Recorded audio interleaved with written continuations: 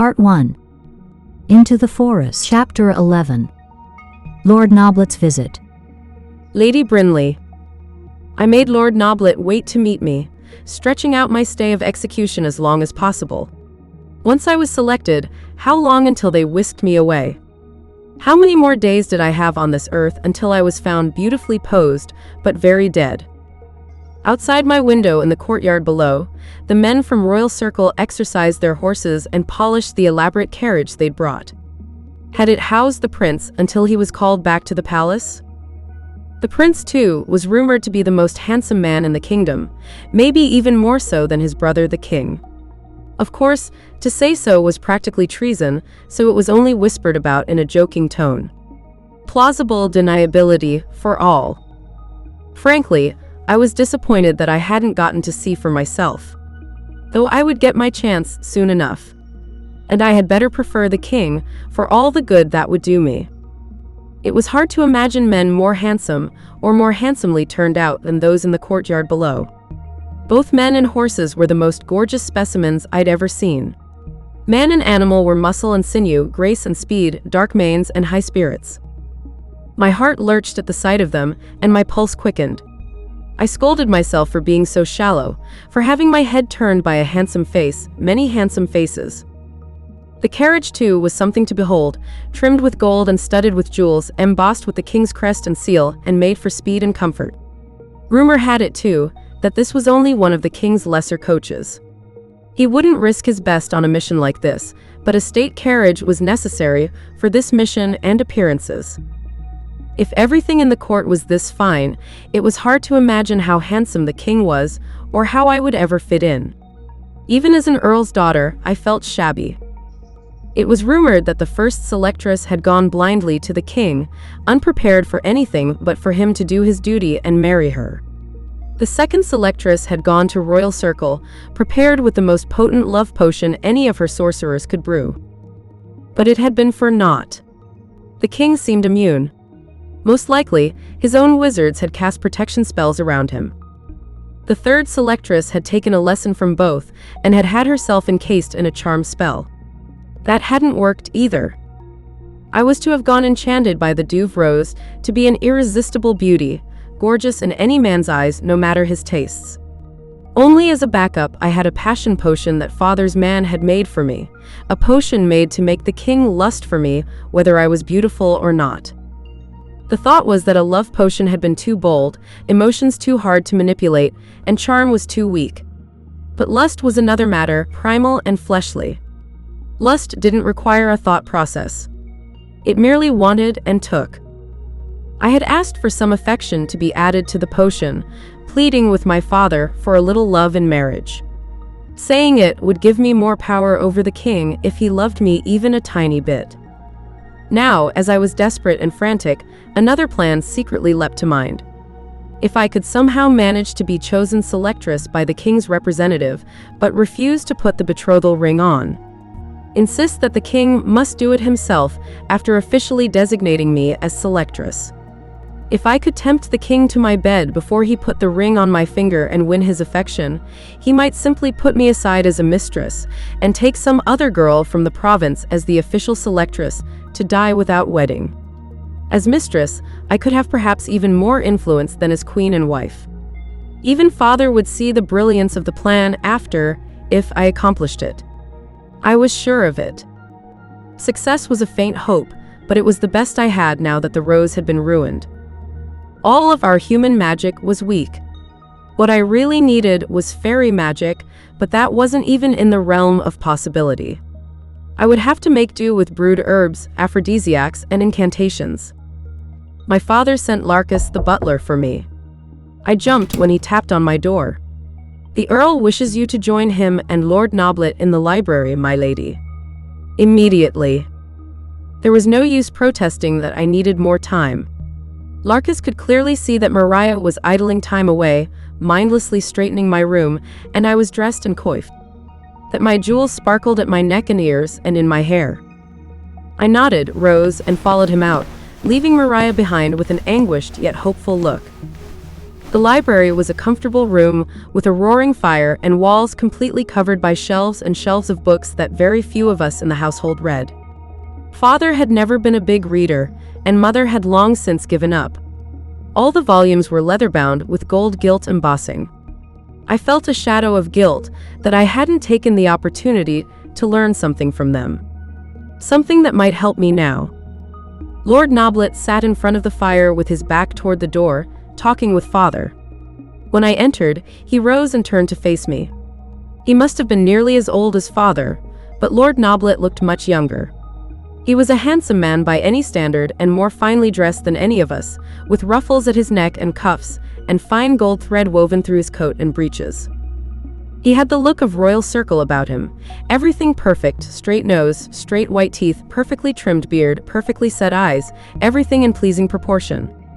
While beautiful and perfect, he didn't look quite natural. So it was with the nobles and people of royal circle. They looked almost manufactured. Too finely carved to be real. "There she is," Father said. "Lord Noblett, my daughter, Brinley." My skirts whispered as I walked across the carpet and bowed before Lord Noblett. When I rose, he tipped my chin to get a good look at my face. Our eyes met. He studied me with a placid expression, but I didn't see pleasure in his eyes, only disappointment. "Very lovely," he whispered in a voice that was just as beautiful as the rest of him, deep and silky with the cultured accent of royal circle. "It's a pleasure." He took both my hands in his and raised them to his lips. It was a gesture of gallantry, but I couldn't help but feel that it was also an opportunity to get a good, close look at my deformity, my lovely beauty mark. He held my hands a little longer than necessary, rubbing his thumbs gently over them. Finally, he released them. "I'm pleased you'll be joining us for the selecting today, Lady Brinley. I've sent a team ahead to the village to assemble the eligible young women." Lord Noblett smiled, but it didn't reach his eyes. "You, of course, must ride in the carriage with me." He held his hand out for me. My father's jaw ticked. He was furious. My heart stopped. This wasn't supposed to happen. I was supposed to be anointed here and now. Lord Noblett seemed fully aware of our shock and discomfort, and seemed to be enjoying it. "Just a formality," he said smoothly. "We can't select a queen without giving every young lady the appearance of her chance. Not when so many of them have traveled so far. Good relations with the people. The king is all about good relations. We don't want to invite a rebellion, do we?" He laughed like he'd just told a good joke, but his gaze slid to my father. A shiver ran down my spine. We were in even more danger than I'd thought. Word of Father's rebellious plans had reached the palace. The village of Norwalzen was named for its location at the northern end of Bede's Wall, a stone wall defensive fortification built by the ancient southern ruler Emperor Tartus before the kingdom was united. Bede's Wall was supposed to keep the Fae in their realm. But of course, it never had. Now Bede's Wall disappeared deep into the Douve, which had overtaken it centuries ago. The wall had been one more fortification that my father had been counting on to protect us when he and the Duke started our own kingdom. But it had proven as unreliable as the Douve now too. Our people being banned north of Bede's Wall had been just one more aspect of our punishment. The kingdom had never extended north of the wall into the wild before we'd been settled here. But here we were now, established and thriving in our own way on the barren land and in the cold climate, much to the rest of the kingdom's dismay. I sat in the carriage on a velvet seat next to Lord Noblett. In his lap sat a huge black leather ledger that seemed to be making my father, who sat stiffly across from us, nervous. Account settled. What did my father owe? Was this a tax collection excursion as well? A time to collect overdue tributes to His Majesty? Father and I were both wondering, or at least I was, and I assumed he was, whether we were being punished for his plans of rebellion. Was Lord Noblett just toying with us to put Father in his place? Or were we to be truly punished? Lord Noblett and his men looked just as merry and unfazed as Mariah had described. The trip through the Douve had done them no apparent harm. It may have even done them good. They now had bragging rights and stories of bravery to build into legends. I heard one soldier bragging about the enormous bear he had killed single-handedly. But I wondered, was that magic too? Had the fairy queen erased the terrors of the trip from their minds and replaced them with memories of valor? As we approached, it was apparent that Norwalsend was lit for a festival. The fall day was cloudy and cool and threatening rain, but that only made the autumn leaves stand out brighter and more colorful against the dull sky.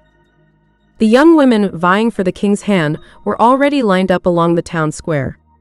The gray skies made their colorful dresses look that much more festive and flattered their figures that much more.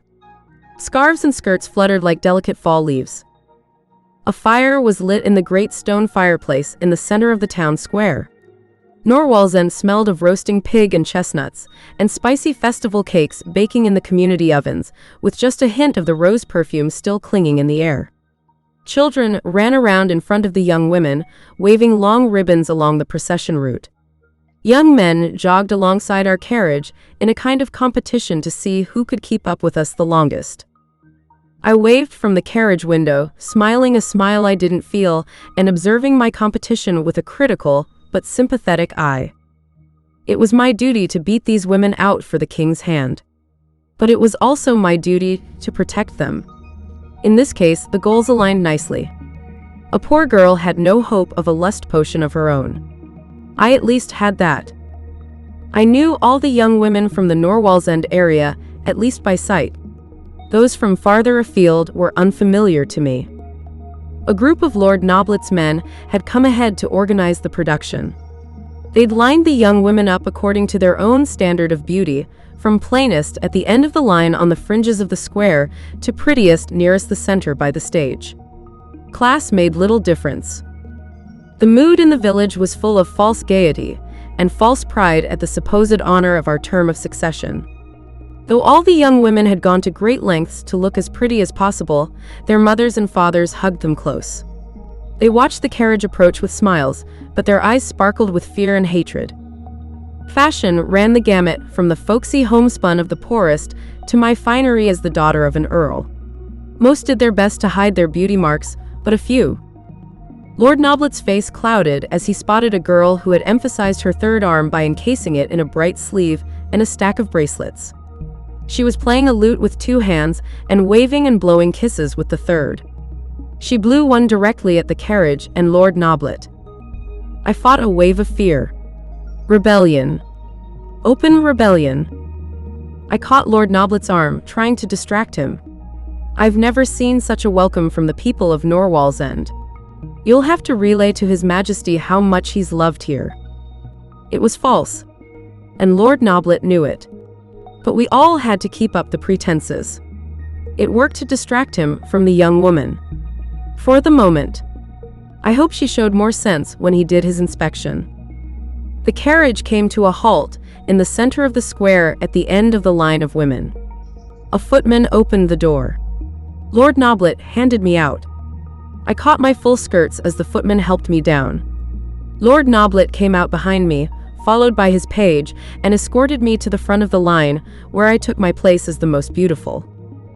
I relaxed. Lord Noblett had now clearly only been toying with us. How could he choose any other than the woman at the end of the line of beauty? Anything else would only be an insult to His Majesty. A small stage and podium had been set up. My father made a welcoming speech and introduced Lord Noblett. Lord Noblett gave a speech of his own, introducing the procedure for choosing our selectress. His page stood next to him, with a velvet cushion, displaying the ring the king had sent for the chosen selectress. Even beneath the gray skies, it dazzled and drew the eye. Lord Noblett seemed oblivious to the way the ring took the people's attention off him. He was obviously comfortable in his role, but his charm was oily and too polished. The best that could be said was that he was a typical politician. When his speech was finished, he alighted from the stage and walked to the end of the line with his page and another servant in tow. The page carried the ring. The other servant carried the official ledger. Lord Noblett paused in front of each young woman and asked her name. The page then made a check mark in the ledger. Lord Noblett asked a few questions and made a little small talk while the servant stood by quietly showing off the ring. Lord Noblett paid innocuous compliments. He paused longer with each young woman as he made his way up the line toward me. When he finished questioning the candidate, he took her left hand and kissed it lightly, ever the courtier. Then he thanked her for coming out today and relayed the king's gratitude and appreciation. Even with all of that, the process went amazingly quickly. As he made his way toward me, my heart tried to beat its way out of my chest. Despite my racing heart, I kept my chin high and my expression poised and relaxed. As Lord Noblett moved to a new girl, the last one nearly always visibly relaxed but looked longingly after the ring. Its beauty drew the eye as if enchanted. That value of that ring was more than the value of the entire worth of the village. Even so, each young woman's loved one squeezed her shoulders, relieved. The danger was past. My father stood rigidly by me. He hadn't allowed my mother to come. She was left at the castle to supervise the engagement banquet that would be held in my honor after. Finally, Lord Noblett came to me. I already know this beauty. He took my left hand and kissed it. His page made a check in the ledger. I waited for the pronouncement. I waited for him to put that dazzling ring of power on my finger, to signify me as the most important woman in the kingdom. A dark look crossed Lord Noblett's face. He stepped aside and whispered something to his page, who answered in hushed tones. Lord Noblett's expression became even darker. He broke away from his page and faced my father. This isn't everyone. Where are Maisie Jane Rose and Catry Weaver?